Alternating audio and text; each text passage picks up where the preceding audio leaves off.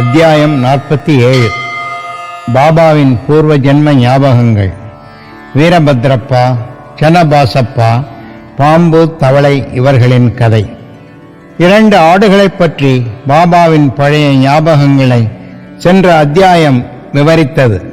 இது அத்தகைய இன்னும் பல பழைய ஞாபகங்களையும் வீரபத்ரப்பா, சன்னபாசப்பா ஆகியோர்களின் கதையையும் கூறுகிறது. முன்னுரை.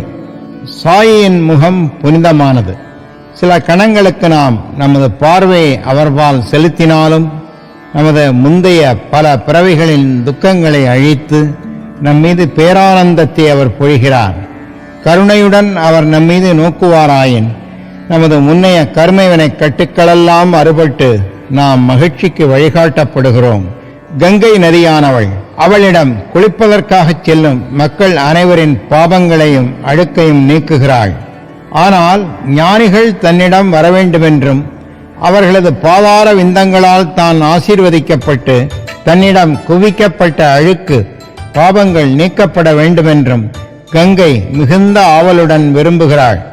ஞானிகளின் பாதார விந்தங்களால் மட்டுமே இந்த பாவ மூட்டை நீக்கப்படும் என்று அவள் உறுதியாக அறிகிறாள். ஞானிகளுக்குள்ளெல்லாம் தலையாய முடிமணியாக சாயி விளங்குகிறார். அவரிடமிருந்து இப்போது நம்மை தூய்மைப்படுத்தும் பின்வரும் கதையை கேளுங்கள்.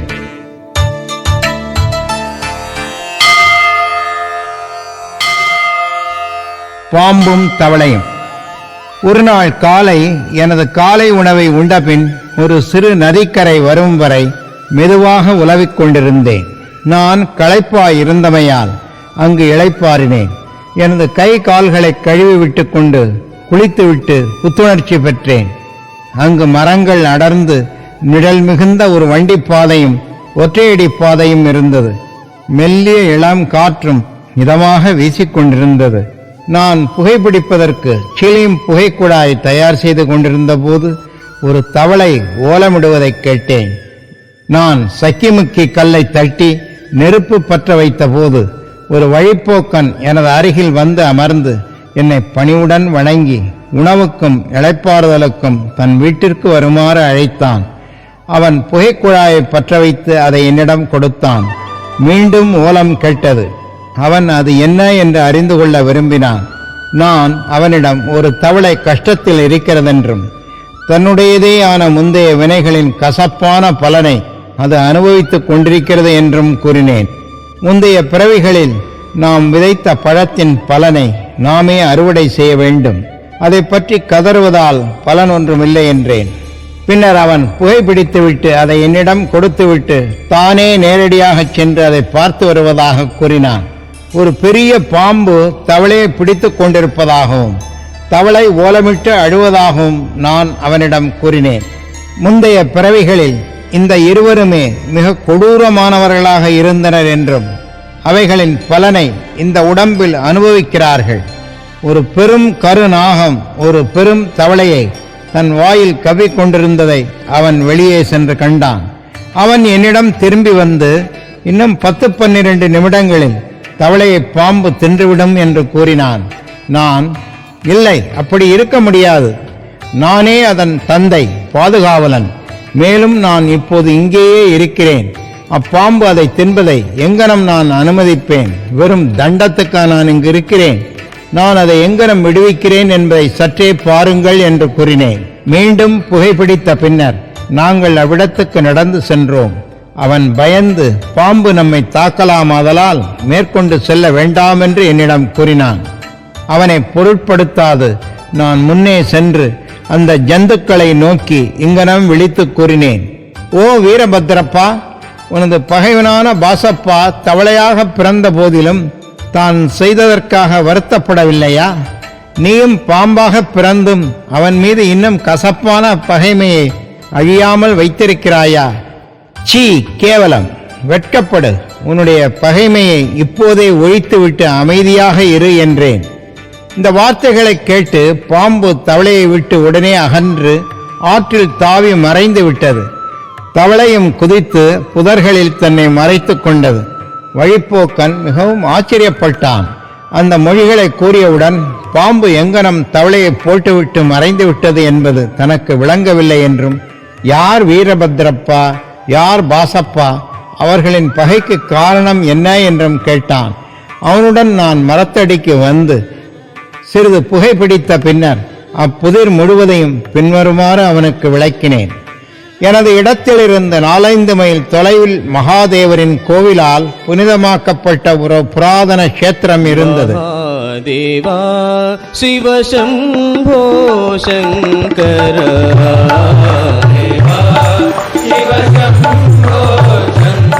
கோவில் மிக பழமையானதாகவும் சிதிலம் அடைந்தும் இருந்தது. அவ்வூரார் அக்கோவிலின் பழுது பார்க்கும் வேலைகளுக்கு நிதி வசூலித்தார்கள். பெரும் தொகை வசூலிக்கப்பட்டதும் வழிபாட்டுக்கான ஏற்பாடுகள் செய்யப்பட்டன. பழுது பார்ப்பதற்கு திட்டமும் மதிப்பீடும் தயாரிக்கப்பட்டது. ஒரு உள்ளூர் பணக்காரன் பொக்கிஷதாரனாக நியமிக்கப்பட்டு முழு வேலையும் அவனிடம் ஒப்படைக்கப்பட்டது. அவன் ஒழுங்காக கணக்கு வைத்துக் கொண்டு தனது எல்லா விஷயங்களிலும் நேர்மையாக இருக்க வேண்டும். அவன் முதல் தரமான கஞ்சன். பழுது பார்க்கும் செலவுகளுக்காக மிக கொஞ்சமாக கொடுத்ததால் வெகு சொற்ப முன்னேற்றமே காணப்பட்டது. எல்லா நிதியையும் அவனே செலவழித்து விட்டான். கொஞ்சம் தொகையை தானே ஏப்பமிட்டு விட்டான். தனது பணம் எதுவுமே செலவழிக்கவில்லை.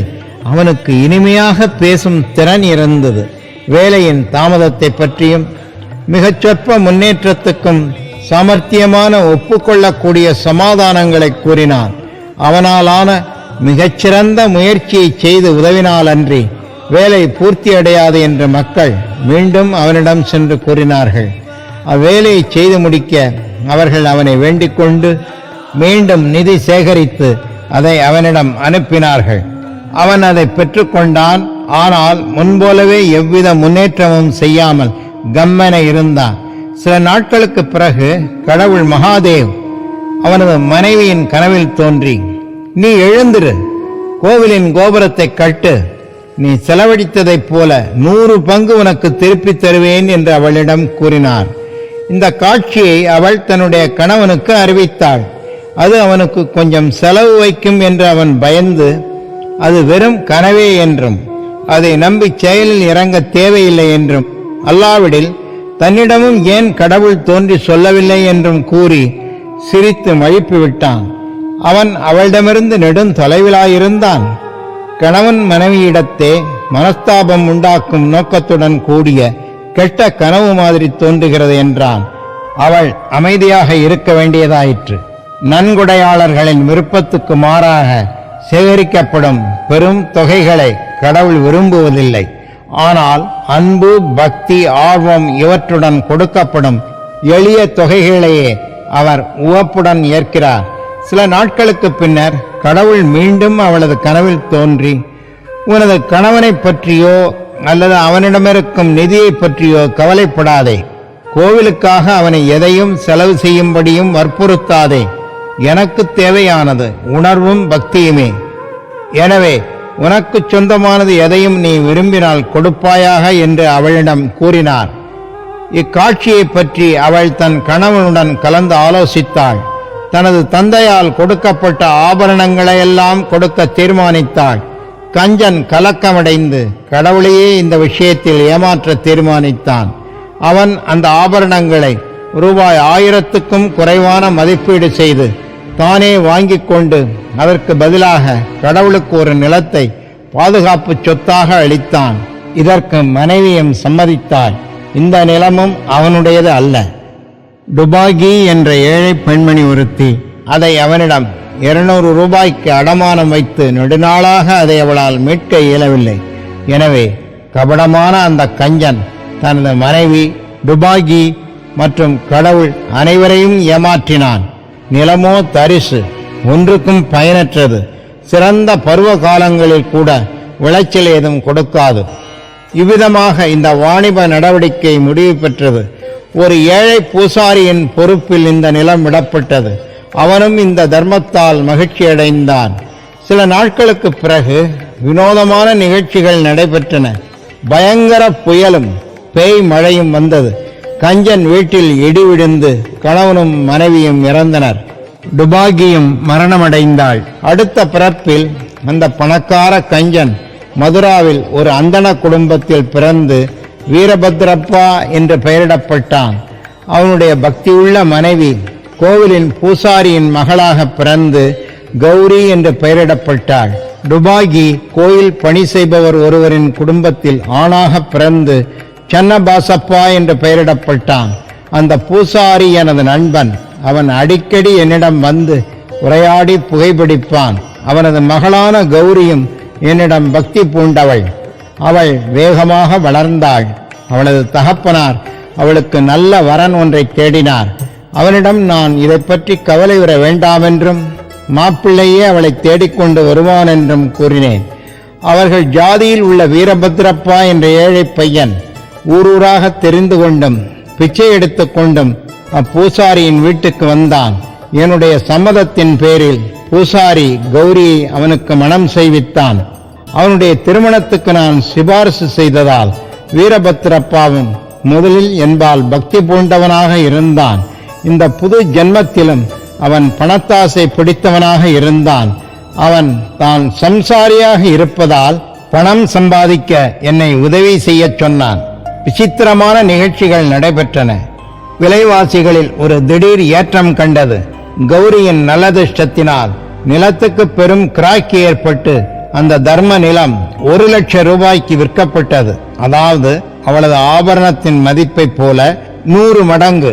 பாதித்தொகை பணமாகவும் மீதி தொகை ரூபாய் 2000 வீதமாக 25 தவணைகளில் கொடுக்கப்படவும் இருந்தது. இந்த விவகாரத்தை அனைவரும் ஒப்புக்கொண்டனர். ஆனால் பணத்துக்காக சண்டை பிடித்துக் கொண்டனர். எனது யோசனைக்காக அவர்கள் என்னிடம் வந்தனர். கடவுளுக்குரிய அந்த சொத்து பூசாரியின் பாதுகாப்பில் இருந்தது. கௌரியே அதன் ஒரே பிதுரார்ஜித சொத்துக்கு வாரிசுக்காரி, உரிமைக்காரி. அவளது சம்மதமின்றி எந்த பணமும் செலவழிக்கப்படக்கூடாது. அவளது கணவனுக்கு அதில் எவ்விதத்திலும் உரிமை இல்லை என்று நான் கூறினேன். என்னுடைய கருத்தை கேட்டு வீரபத்ரப்பா என் மீது கடுமையான கோபமடைந்தான். நான் கௌரியின் உரிமையை பலப்படுத்தி அவளது சொத்தை கவர விரும்புவதாக அவன் கூறினான். அவன் கூற்றை கேட்டு நான் கடவுளை நினைவு கூர்ந்து அமைதியாக இருந்தேன். வீரபத்ரப்பா அவனது மனைவியை திட்டினான். மதியம் அவள் என்னிடம் வந்து பிறர் மொழிகளை பொருட்படுத்த வேண்டாமென்றும் எனது மகளாயிருப்பதால் அவளை கைவிட வேண்டாம் என்றும் கூறினாள்.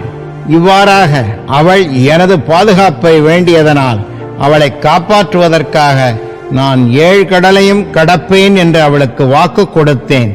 பின்னர் அன்றிரவு கௌரி ஒரு கனவு கண்டாள். மகாதேவ் அவளது கனவில் தோன்றி, பணம் முழுவதும் உன்னுடையது, எதையும் யாரிடமும் கொடுக்காதே, கொஞ்ச பணத்தை கோவில் வேலைக்காக சன்னபாசப்பாவிடம் கலந்து ஆலோசித்து செலவிடு.